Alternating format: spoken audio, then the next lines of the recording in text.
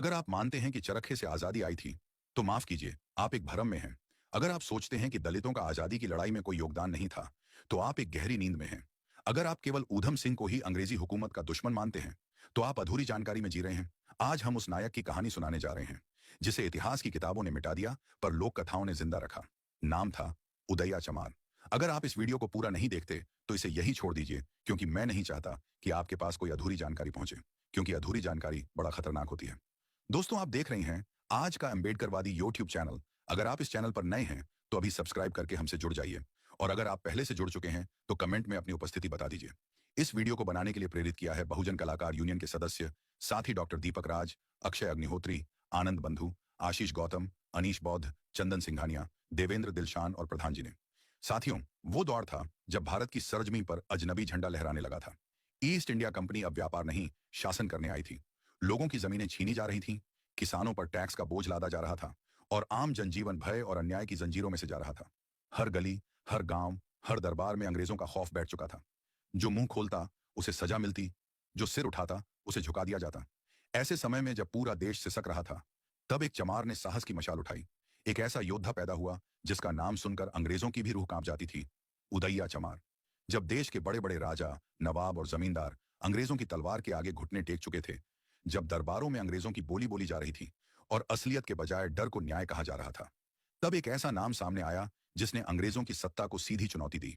ना उसके पास कोई बड़ा राज्य था, ना बड़ी फौज, ना ऊंचा रुतबा, लेकिन उसके सीने में आग थी, उसके खून में बगावत थी, और उसकी आंखों में वो सपना था, एक आजाद भारत का सपना। उसने न धन देखा, न डर, न जमींदारों की चालें देखी, न अंग्रेजों की गोलियां।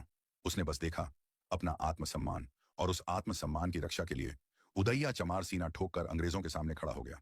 उदया चमार ये सिर्फ एक नाम नहीं था, ये एक ललकार थी उस दौर की गुलामी पर। वो शख्स जो समाज में उस जाति से था जिसे छूना भी पाप समझा जाता था, उसी ने तलवार उठाई थी उन फिरंगियों के खिलाफ जिनके खौफ से बड़े बड़े राजा कांपते थे। जो हाथ कभी चमड़े का काम करते थे, आज उन हाथों में तलवार थी। जो शरीर कभी जातिवादी अत्याचार का बोझ होता था, आज वही शरीर अंग्रेजी हुकूमत के खिलाफ खड़ा था। उदया ने साबित कर दिया कि वीरता खून में नहीं होती, जज्बे में होती है। वो न जन्म से योद्धा था, न सत्ता से, बल्कि परिस्थितियों ने उसे योद्धा बनाया, और आत्मसम्मान ने उसे अजेय बना दिया। उदया चमार सिर्फ एक बाग ही नहीं थे, वो एक रणनीतिक योद्धा भी थे, जिन्होंने युद्ध केवल तलवार से नहीं, बल्कि दिमाग से भी लड़ा। कहा जाता है कि वे छतारी, जो आज उत्तर प्रदेश में है, कि नवाब नाहर खां के यहाँ बतौर योद्धा और सेनापति काम करते थे।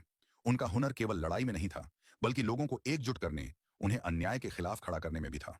नाहर खां ने जब उदया की वीरता, ईमानदारी और युद्ध कौशल देखा, तो उन्हें अपने किले की सुरक्षा की जिम्मेदारी दे दी। यह कोई साधारण जिम्मेदारी नहीं थी, यह एक ऐसी जिम्मेदारी थी जिसे तब सिर्फ बहादुरों को ही सौंपी जाती थी। एक चमार उस समय एक नवाब की सेना में सेनापति बन जाए, ये बात अपने आप में समाज के ठेकेदारों को जलाने के लिए काफी थी। पर उदया को न समाज की परवाह थी, न जाति के बंधनों की। उसे तो सिर्फ लड़ना था, अन्याय के खिलाफ, शोषण के खिलाफ, और उस हुकूमत के खिलाफ जो भारत की आत्मा को कुचल रही थी। जब उदया चमार ने देखा कि अंग्रेज धीरे धीरे देश को अपनी जंजीरों में जकड़ रहे हैं, जब उसने देखा कि हर तरफ लूट, अन्याय और डर का माहौल है, तो उसने सिर्फ तलवार नहीं उठाई, उसने आवाज उठाई। उसने नवाबों की चुप्पी को ललकारा, जमींदारों की मिलीभगत को उजागर किया, और अंग्रेजों की साजिशों को धूल चटा दी। उसे पता था कि यह लड़ाई आसान नहीं है, लेकिन उसे यह भी पता था कि अगर आज नहीं लड़ा, तो आने वाली पीढ़ियां हमेशा गुलाम रहेंगी। इसलिए उसने अपने सारे डर, अपने सारे बंधन, अपने पूरे अतीत को पीछे छोड़ दिया, और एक नई पहचान बनाई, विद्रोही की, योद्धा की, और जनता की आवाज की। उदया ने यह जंग सिर्फ तलवार से नहीं लड़ी, बल्कि अपने हौसले से लड़ी, और लोगों के दिलों में वो आग भर दी जो सदियों बाद भी बुझी नहीं। सन 1804 पूरा देश एक अजीब खामोशी के साए में था। हर गांव, हर शहर, हर किले के ऊपर अब अंग्रेजी हुकूमत का झंडा लहराने लगा था। लोगों की जुबानें बंद थीं, दिल डर से कांपते थे, और आंखों में उम्मीदें मर चुकी थीं। लेकिन इसी अंधेरे दौर में एक आवाज गूंजी, एक हुंकार उठी जिसने उस सन्नाटे को चीर दिया। वो आवाज थी उदया चमार की। उसने कोई सेना नहीं बनाई, कोई घोषणा पत्र नहीं छापा, बस सीधा बिगुल फूंका। अब और नहीं। उसने एक एक गांव में जाकर लोगों को जगाना शुरू किया, उनके भीतर दबा हुआ गुस्सा और पीड़ा को एक आग में बदल दिया। जहां लोग अंग्रेजों के बूटों की आवाज से सहम जाते थे, उदया वहीं जाकर उन्हें चुनौती देता था। उसने कोई राजनीति नहीं की, उसने सिर्फ इंसानियत और आजादी की बात की। और फिर देखते ही देखते वो अकेला चमार अंग्रेजी हुकूमत का सबसे बड़ा सिरदर्द बन गया।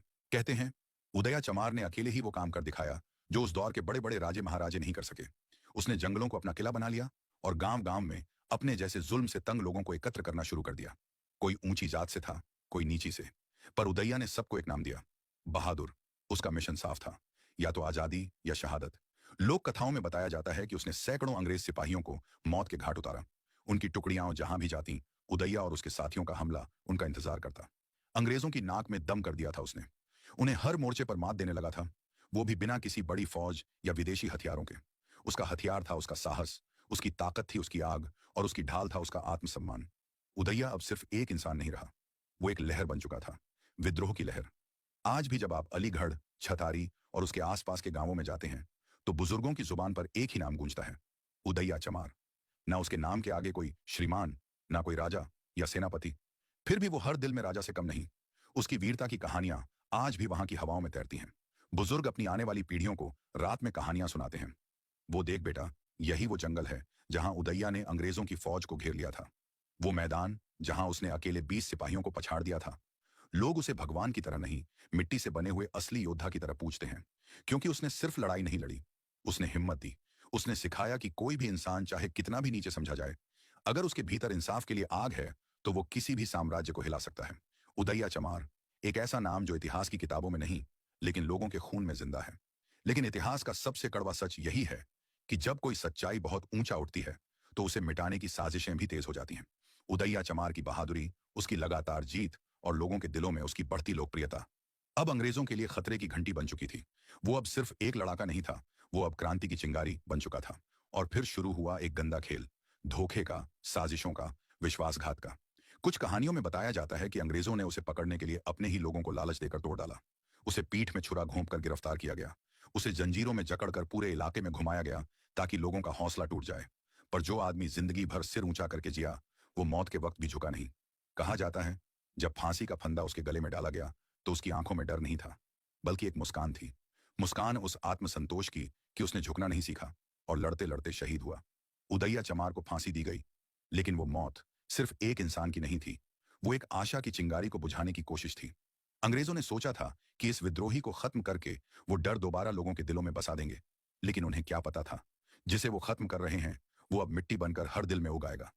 जब उसे फांसी पर चढ़ाया गया, तो गांवों में मातम नहीं, बल्कि गर्व की लहर दौड़ गई। लोगों ने सिर झुकाया नहीं, बल्कि सिर ऊंचा कर कहा, हमारे उदैया को फांसी मिली है, क्योंकि उसने अत्याचार से समझौता नहीं किया। उसकी मौत एक दर्दनाक अंत नहीं थी, बल्कि एक नई शुरुआत थी, हजारों दबे कुचले लोगों के लिए, जो अब अपने हक की लड़ाई लड़ने के लिए जाग चुके थे। उदैया चमार की फांसी उसकी हार नहीं थी, बल्कि उसकी सबसे बड़ी जीत थी। अब जरा सोचिए, वो समय था जब एक गाय 25 पैसे में बिक जाती थी, जब 1 रुपया भी राजा के खजाने में बड़ा माना जाता था। और उस दौर में ब्रिटिश सरकार ने उदैया चमार के सिर पर इनाम रखा, 50,000 रुपए। 50,000, ये कोई आम रकम नहीं थी। ये उस अंग्रेजी हुकूमत का डर था, जो एक चमार नाम के बागी ने उनके दिलों में पैदा कर दिया था। जब सत्ता किसी के नाम से डरने लगे, तो समझ लीजिए कि वो नाम सिर्फ इंसान नहीं, एक तूफान बन चुका है। उदैया की तलवार से ज्यादा घातक थी उसकी सोच। उसकी सोच कि कोई भी जात, कोई भी वर्ग अगर अत्याचार के खिलाफ खड़ा हो जाए, तो सबसे बड़ी ताकत बन सकता है। ब्रिटिश अफसर उसकी चालों से परेशान थे। उनके सिपाही उसका नाम सुनकर चौकन्ने हो जाते थे, और उसके सिर पर रखा इनाम गवाही देता है कि वो उनके लिए सिर्फ विद्रोही नहीं, बल्कि सबसे बड़ा खतरा था। सोचिए, एक साम्राज्य जिसने भारत जैसे विशाल देश को अपनी मुट्ठी में कैद कर रखा था, जिसके पास बंदूकें थीं, तोपें थीं और सत्ता का घमंड, उसकी नींदें उड़ जाईं एक चमार के नाम से। उदैया चमार, जिसके पास न बड़ी सेना थी, न कोई शाही ओहदा, फिर भी उसका नाम सुनकर अंग्रेज अफसर अपने दस्तावेजों में मोस्ट वांटेड लिखते थे। क्यों? क्योंकि उदैया उन्हें उस सच्चाई का आईना दिखा रहा था जिससे वो हमेशा भागते रहे, कि भारत का आम आदमी अगर जाग जाए, तो वो किसी भी हुकूमत को उखाड़ सकता है। ब्रिटिश गवर्नर के कैंप में उसकी तस्वीर दीवार पर चिपकी रहती, सैनिकों को उसकी पहचान रटाई जाती, गुप्तचर उसकी खबरें लाते, लेकिन उसे पकड़ना अंग्रेजों के लिए एक दुस्वप्न बन गया था। वो कभी जंगलों में दिखता, कभी गांवों में लोगों के बीच, और कभी एक छाया की तरह अंग्रेजी काफिलों पर टूट पड़ता। उदैया अब एक इंसान नहीं रहा था, वो अंग्रेजों के लिए डर बन चुका था, जिंदा डर। उदैया चमार मर गया? नहीं दोस्त, वो आज भी जिंदा है। वो जिंदा है हर उस आवाज में जो अत्याचार के खिलाफ उठती है, हर उस हाथ में जो अन्याय के सामने झुकने से इनकार करता है। वो जिंदा है हर उस नौजवान में जो अपने हक के लिए लड़ना चाहता है, हर उस दिल में जो जात, धर्म और डर से ऊपर उठकर इंसानियत को गले लगाना चाहता है। उदैया की शहादत ने एक शरीर को खत्म किया, पर एक सोच को जन्म दिया, एक बहुजन चेतना को, एक विद्रोही आत्मा को। आज अगर कोई मजदूर अपने हक की मांग करता है, अगर कोई दलित बच्चा स्कूल में जाकर किताब खोलता है, अगर कोई युवा अन्याय के खिलाफ खड़ा होता है, तो समझो, वहां कहीं उदैया मुस्कुरा रहा है। क्योंकि उसने यही सपना देखा था कि कोई भी इंसान छोटा नहीं है, कोई भी आवाज कमजोर नहीं है। उसकी जिंदगी ने यह साबित कर दिया कि हीरो वो नहीं होता जो इतिहास में दर्ज हो। हीरो वो होता है जो जमीर में जगा रहे। इतिहास में उसका नाम नहीं लिखा गया, क्योंकि इतिहास लिखने वालों के हाथों में तलवार नहीं, बल्कि सत्ता की कलम थी। लेकिन आज अगर तुम जमीर से पूछोगे, तो हर दिल, हर धड़कन यही कहेगी, उदैया चमार हार नहीं गया था, वो तो अमर हो गया था। उसने लहू से इनकलाब की इबारत लिखी और अपनी मौत से पहले हजारों दिलों में आग जला गया। आज जरूरत है उस आग को जलाए रखने की। जरूरत है उस चेतना को आगे बढ़ाने की जिसने कहा था, हम भी इंसान हैं और हम भी लड़ सकते हैं। उदया ने कोई किताब नहीं लिखी, पर उसकी जिंदगी खुद एक किताब बन गई। हिम्मत, संघर्ष और बलिदान की किताब। और अब वो किताब हमारे हाथों में है। अब तय हमें करना है कि हम उस किताब को बंद कर देंगे या हर पन्ने को पढ़कर अपने भीतर एक नया उदया जगाएंगे। अगर उदैया चमार की यह अनकही कहानी आपके दिल को छू गई हो, अगर आपने उसकी पीड़ा, उसका साहस और उसका संघर्ष महसूस किया हो, तो आइए ऐसे नायकों की आवाज को और बुलंद करें। ये सिर्फ एक वीडियो नहीं है, ये एक आंदोलन है। उन गुमनाम बहुजन योद्धाओं के लिए जिन्होंने बिना किसी नाम और शोहरत के इस मिट्टी के लिए अपनी जान कुर्बान कर दी। अगर आप भी चाहते हैं कि यह सच हर दिल तक पहुंचे, तो अभी हमारे चैनल को सब्सक्राइब करें, वीडियो को शेयर करें और कमेंट में लिखें, मैं भी उदया हूं। क्योंकि जब तक ये कहानियां सुनाई जाएंगी, कोई भी उदया चुप नहीं रहेगा। वो लड़ता रहेगा, हमारे जरिए आपकी आवाज।